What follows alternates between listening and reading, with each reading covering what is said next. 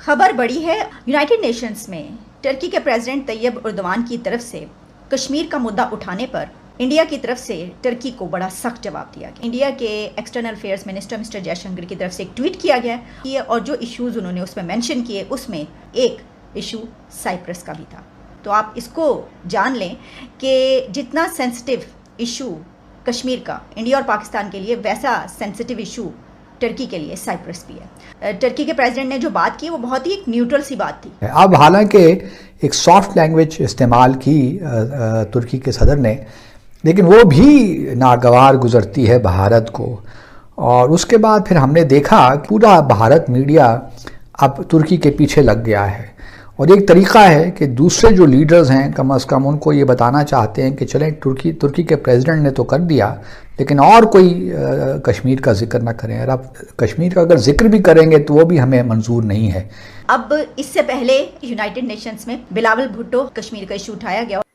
And اوپر سے اب وہاں بھی دیکھو، بھیک مانگنے کا طریقہ بھی دیکھو، پھر کہہ رہا ہے کہ انڈیا نے ہیلپ نہیں کی۔ جب آپ انڈیا کے بارے میں ہمیشہ غلط بولو گے کہ انڈیا ایسا ہے، فیشسٹ اسٹیٹ ہے، وہاں کے لوگ ایسے ہیں، یہ ہے وہ ہے، وہاں کی حکومت ایسی ہے، پھر بھائی کیوں حکومت سامنے آ کے آپ کی مدد کرے گی؟ کیونکہ دیکھیں بار بار آپ کو خدا کی طرف سے اشارے مل رہے ہیں، اور آپ کی ڈائریکشن جو ہے وہ بالکل افغانستان ہے، آپ کی ڈائریکشن اور کچھ نہیں ہے۔ یا اللہ ہم بے بس ہیں، ہماری حکومت بے بس ہے، ہمارے پاس وسائل کوئی نہیں ہے۔ طاہر صاحب ایک بڑی عجیب بات ہے کہ یہ کتنی بڑی خبر ہے، چیزیں ایسی ہیں جس سے واقعی بعض دفعہ بڑی تنقید بھی ہوتی ہے اس بات پہ۔ جے شنکر ایک بڑے بیلنسنگ ایکٹ، سوچے نا کس طرح وہ کر رہے ہیں، امریکہ میں بھی بیٹھے ہیں، چائنا کی بھی بات چیت، ادھر بھی ادھر بھی، آگے پیچھے۔ یہ جو مسٹر جے شنکر کی طرف سے یہ بات کی گئی ہے اور سائپرس کی اپنے کاؤنٹر پارٹ سے ٹرکی کے، تو وہ اسی وجہ سے کی گئی ہے کہ یہ ٹرکی کو یہ بتانے کی کوشش کی گئی ہے کہ آپ اپنی حد میں رہیں، اور آپ اگر یہ اس میں ایک ایشو سائپرس کا بھی تھا۔ تو آپ اس کو جان لیں کہ جتنا سینسٹیو ایشو کشمیر کا انڈیا اور پاکستان کے لیے، ویسا سینسٹیو ایشو ٹرکی کے لیے سائپرس بھی ہے۔ اس سے پہلے بھی طیب اردوان یہ اس پہ بات کرتے رہے، حالانکہ اس سے پہلے وہ اس سے کہیں زیادہ سخت الفاظ میں بھی بات کرتے رہے، لیکن حیرانی کی بات یہ کہ اس مرتبہ ٹرکی کے پریزیڈنٹ نے جو بات کی وہ بہت ہی ایک نیوٹرل سی بات تھی۔ طیب اردوان نے یہ کہا کہ we hope and pray that a fair and permanent peace and prosperity will be established in Kashmir۔ اب اس کے بعد کہی جا رہی ہے کہ یہ جو مسٹر جے شنکر کی طرف سے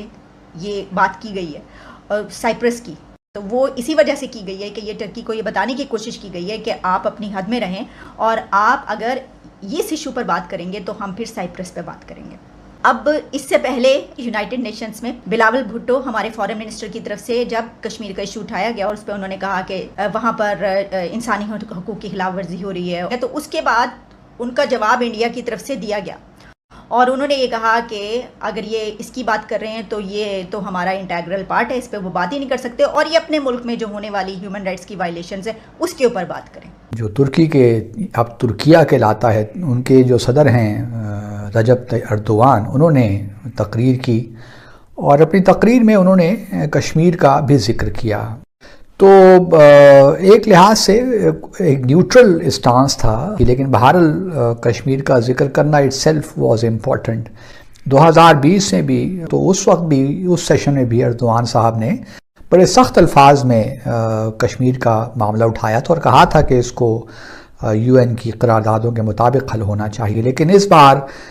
ترکی اب ریئلائز کر رہا ہے کہ بہت زیادہ تنقید کی بھی بھارت پر ہم نہیں کریں گے، لیکن ساتھ ساتھ ایک ان کا اصولی موقف بھی ہے۔ اب حالانکہ ایک سافٹ لینگویج استعمال کی ترکی کے صدر نے، لیکن وہ بھی ناگوار گزرتی ہے بھارت کو،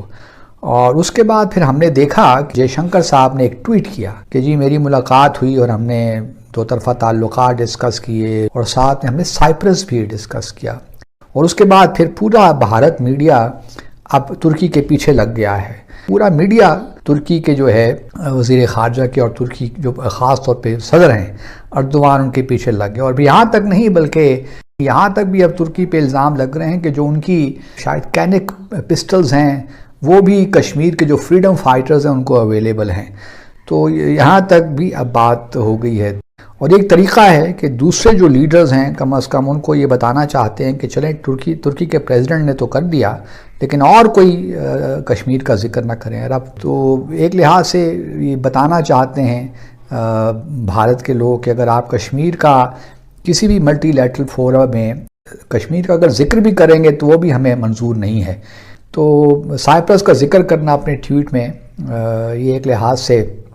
انٹرسٹنگ تھا کہ کس طرح ریئیکٹ کیا بھارت نے. ابھی کیونکہ یونائٹڈ نیشن کا جب اینول سیشن ہوتا ہے بلاول نے کہا کہ جی کشمیر کے ساتھ کافی یہ ہوا، زیادتی ہوئی، ظلم ہوا، اور نریندر مودی جی جو ہے انہوں نے ایک سیکولر سٹیٹ کو جو ہے ایک ہندو سٹیٹ میں کنورٹ کیا. یہ ساری باتیں خیر آپ کیونکہ وہاں پہ ہے کیسا لوگ لے رہے ہیں بلاول؟ کیونکہ میں آپ کو پرسنل پوائنٹ آف ویو بتا رہا ہوں کہ میں ایکسپیکٹ نہیں کر رہا میں کہ شاید بلاول تھوڑا سا ہٹ کر بات کریں گے کہ یار ہمیں ڈیولپمنٹ چاہیے، ہمیں اکانومی اچھی چاہیے. دیکھیے یہ اچھا سوال ہے بیکاز اسی بہانے اسی سوال سے میں امید کرتی ہوں کہ کشمیر میں لوگ جانے کہ بلاول بھٹو ہے کون. تو اچھا سوال ہے بیکاز اس سے کم لوگوں کو یہ پتا چلے گا کہ بلاول بھٹو وہی ہے جس کی ماں نے 30-40 سال پہلے ایسی تقریر کی تھی جس کی وجہ سے جو ہے ٹیررزم کشمیر میں شروع ہو گیا تھا.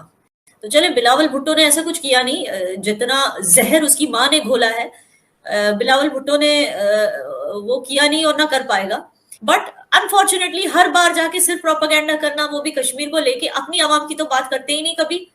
تو اب دیکھیے کشمیر تو بہت آگے بڑھ چکا ہے، جیسے آپ خود جانتے ہیں اب تو آئینوکس بھی آ گئے وہاں پہ، مطلب انڈین کارپوریٹ ہاؤسز آ کر یہاں پر انویسٹ کرنے لگے ہیں. اینڈ اوپر سے اب وہاں بھی دیکھو بھیک مانگنے کا طریقہ بھی دیکھو، پھر کہہ رہا ہے کہ انڈیا نے ہیلپ نہیں کی. جب آپ انڈیا کے بارے میں ہمیشہ غلط بولو گے کہ انڈیا ایسا ہے فیشسٹ